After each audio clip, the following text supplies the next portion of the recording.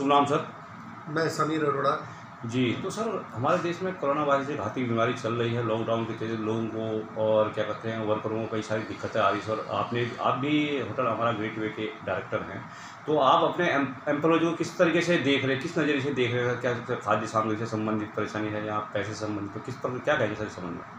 ये हम लोगों ने अपने स्टाफ को मार्च की तनख्वाह पूरी दे दी है और अप्रैल के विषय में भी हम जो भी फैसला लेंगे स्टाफ को अपने साथ बिठा करके उनकी रजामंदी से अपनी स्थितियां और उनकी स्थितियां दोनों को मद्देनज़र रखते हुए दोनों को अपने पूरे स्टाफ को एक परिवार की तरह समझ के, कोई गैर नहीं है वो, ना वो हो सकते हैं, ना हमारा स्टाफ ऐसा है भी नहीं कि वो हमें गैर समझता हो।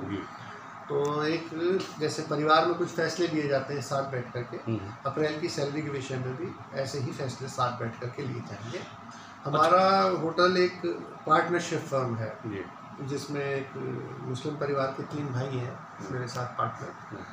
कुछ और भी होटल की दिक्कत परेशानी है, उसके मद्देनज़र रखते हुए जिस समय भी होटल में स्टाफ को बुलाया जाएगा तो बैठ करके समझा करके जो संभावनाएं हैं वो तलाशी जाएंगी। इतना पक्का है कि एक डायरेक्टर की हैसियत से, हमारा गेटवे होटल के मालिक की हैसियत से कोई स्टाफ के साथ नाजायज़ बात नहीं हो सकती और उनका पूरा ख्याल रखा जाएगा। अच्छा सर, मैं एक चीज़ और बताना चाह रहा, दैनिक जागरण ने एक बार निकाली थी, लगभग 15-20 दिन करीबन हो गए उसको, तो मुरादाबाद में कुछ 5-6 लोग ऐसे थे एक्सपोर्टर लोग जिन्होंने कहा था कि अगर लॉकडाउन हम 6 महीने तक चलेगा तो हम उनको पूरी तनख्वाह देंगे।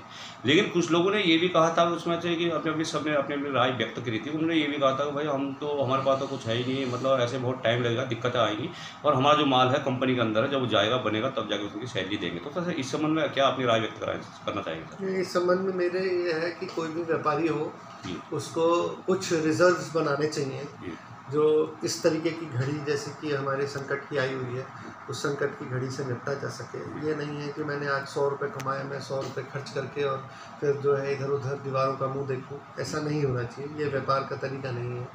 व्यापार के तरीके में किसी ने यदि अगर ऐसा कहा है तो देखिए उसकी कुछ मजबूरियां भी हो सकती हैं। एक व्यापारी की मजबूरियां भी, कुछ लोग हैं जो अभी बिल्कुल स्टार्टअप में ही हैं, जिन्होंने अभी व्यापार खड़ा किया है, उन पर कुछ बैंक के लोन्स हैं, सर आपको और परेशानियां हैं। लेकिन सरकार को भी इस कदम पे बढ़ाना चाहिए। मेरा ये मानना है कि सरकार को जो ऐसे प्राइवेट एंटरप्राइज जिन्होंने नए व्यापार इस्टेब्लिश करें और लोन लिए करोड़ों रुपए के, तो उसमें ब्याज की माफ़ी या कम से कम ब्याज बिल्कुल नॉमिनल कर देना चाहिए इन 3-4 महीनों के लिए, या जब तक ये लॉकडाउन की और कोरोना वायरस की बाज़ार पे छाप है।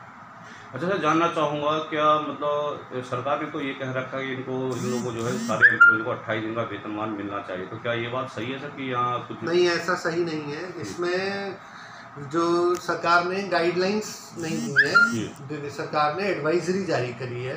इस विषय में हमारा ये मानना है कि इसमें ले ऑफ पीरियड बोलते हैं, उसका कंपनसेशन स्टाफ को मिलना चाहिए, चाहे वो सैलरी जितना हो, सैलरी से कुछ कम हो, चाहे जिसकी पॉसिबिलिटी है, जो व्यापारिक प्रतिष्ठान अच्छी स्थिति में, उन्हें सैलरी से ज़्यादा भी हो तो दे देना चाहिए, क्योंकि हर एक की फाइनेंशियल स्थिति जिसे बोलते हैं वो अलग अलग होती है। तो यदि किसी की अच्छी है तो वो कुछ भी बढ़ करके जो कर सकता है समाज के लिए, जैसे मैं अपने आप को अगर बताऊं तो मैंने काफ़ी स्तर पे अपनी स्तर से बढ़ कर के समाज के उसमें आगे बढ़ने में कभी कोई कमी नहीं छोड़ी है, ना मैं छोड़ूंगा। परंतु ये नए व्यापारिक प्रतिष्ठान जिन लोगों के ऊपर किसी तरीके के लोन हैं, कुछ हैं, उसके लिए भी सरकार को सोचना चाहिए और उनको सपोर्ट देना चाहिए। धन्यवाद।